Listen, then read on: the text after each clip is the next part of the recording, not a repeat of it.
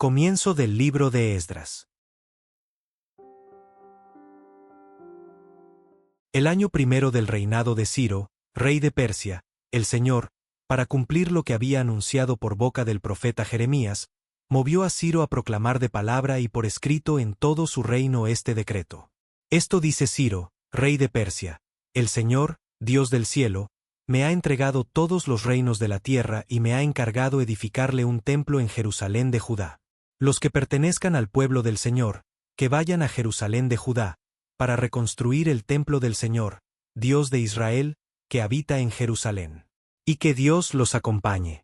La gente del lugar proporcionará a todos los judíos sobrevivientes, donde quiera que residan, oro, plata, utensilios y ganado, además de las ofrendas que quieran hacer voluntariamente para el templo de Dios, que está en Jerusalén. Entonces se pusieron en marcha los jefes de familia de las tribus de Judá y Benjamín, los sacerdotes y los levitas, y todos los que se sintieron movidos por Dios para ir a reconstruir el templo del Señor en Jerusalén. Sus vecinos les proporcionaron toda clase de ayuda: oro, plata, utensilios, ganado y objetos preciosos, además de las ofrendas voluntarias. Lectura del Santo Evangelio según San Lucas. En aquel tiempo, Jesús dijo a la multitud: Nadie enciende una vela y la tapa con alguna vasija o la esconde debajo de la cama, sino que la pone en un candelero, para que los que entren puedan ver la luz. Porque nada hay oculto que no llegue a descubrirse, nada secreto que no llegue a saberse o a hacerse público. Fíjense, pues, si están entendiendo bien, porque al que tiene se le dará más, pero al que no tiene se le quitará aún aquello que cree tener. La palabra de Dios que hoy meditamos nos transporta a uno de los momentos más significativos de la historia de la salvación: el fin del exilio de Israel y el comienzo de la restauración. En este pasaje del libro de Esdras contemplamos cómo Dios cumple sus promesas de manera sorprendente, usando incluso a un rey pagano como instrumento de su designio salvador. El texto comienza situándonos en el año primero del reinado de Ciro, detalle que nos recuerda que Dios actúa en la historia concreta de los pueblos y los imperios. El Señor movió a Ciro. He aquí el misterio de la providencia divina que inclina el corazón de los gobernantes sin violar su libertad. Ciro, sin conocer al Dios verdadero, se convierte en instrumento consciente de sus planes. Esto nos enseña que Dios puede servirse de cualquier persona, incluso de quienes no le reconocen, para cumplir sus propósitos. El decreto de Ciro es remarkable en su contenido teológico. Reconoce que el Señor, Dios del cielo, me ha entregado todos los reinos de la tierra. Un monarca persa confiesa la soberanía universal del Dios de Israel. El encargo específico, edificar el templo en Jerusalén, muestra cómo Dios quiere restaurar el culto verdadero como centro de la vida de su pueblo. La generosidad ordenada por Ciro, que la gente del lugar proporcione oro, plata y todo lo necesario, evoca el éxodo de Egipto, cuando los israelitas salieron con riquezas de sus opresores. Dios es Señor de toda riqueza y puede disponer de ella para su gloria. La respuesta del pueblo es ejemplar. Todos los que se sintieron movidos por Dios emprenden el camino de regreso. No es una obligación impuesta sino una respuesta libre a la moción divina.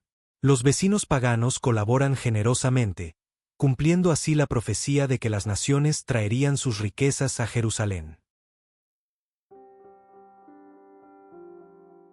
El Señor nos dirige hoy una palabra que penetra en lo más profundo de nuestro ser discípulo, invitándonos a examinar la autenticidad de nuestro testimonio y la generosidad de nuestra respuesta a la gracia recibida.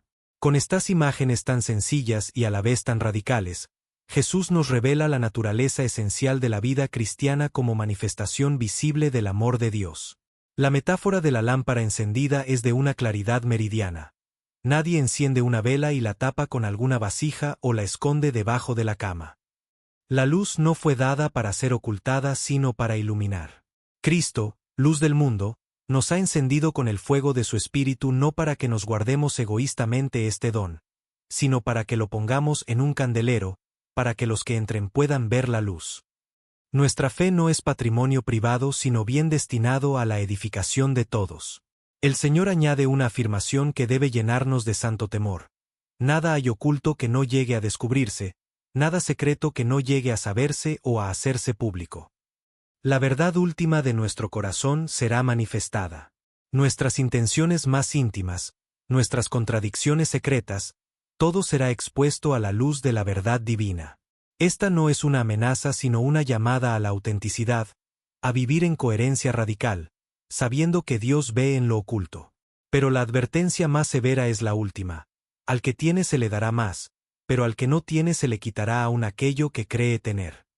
Esta paradoja del reino nos revela una ley espiritual fundamental. La gracia crece cuando se comparte y se atrofia cuando se retiene.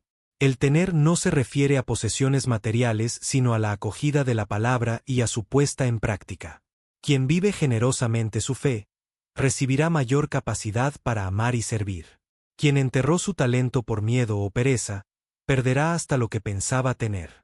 La clave está en la exhortación central. Fíjense, pues, si están entendiendo bien. El discernimiento espiritual no es opcional sino esencial. No basta oír la palabra, hay que entenderla correctamente, es decir, acogerla en toda su radicalidad y dejar que transforme nuestra vida. Hermanos, este Evangelio nos interpela hoy.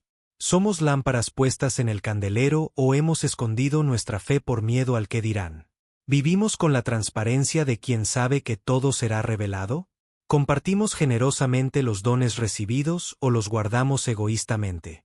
Que el Espíritu Santo, que ilumina toda oscuridad y distribuye sus dones según su sabiduría, nos conceda la gracia de ser testigos luminosos de Cristo, para que al final de nuestros días podamos escuchar, al siervo bueno y fiel se le dará más.